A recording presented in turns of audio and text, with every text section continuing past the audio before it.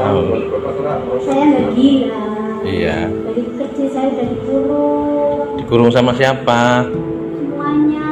Semua itu siapa? Memang ibu saya. Ibu namanya siapa? Namanya Kanti Utami. Kanti Utami. Saya nanti mau ganti nama. Ganti nama apa? Mutmainah ya. Mutmainah. Cantik kan namanya. Cantik sekali. Saya nggak gila Pak. Iya. Saya Mungkin. pengen disayang Pengen disayang sama siapa? sama suami. Suaminya di mana?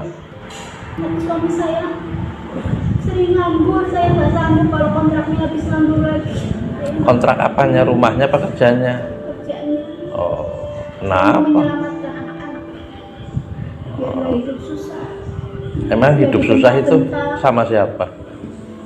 Gara-gara saya mereka hidupnya susah, bingung mau tinggal di mana. Saya nanti mau dibunuh sama Amin, saya nggak mau. Amin itu siapa?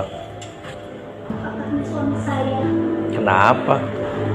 Saya cuma mau tobat sebelum saya mati. Saya cuma mau menyelamatkan anak-anak biar gak dibentak-bentak. Oh, terus cara menyelamatkannya gimana?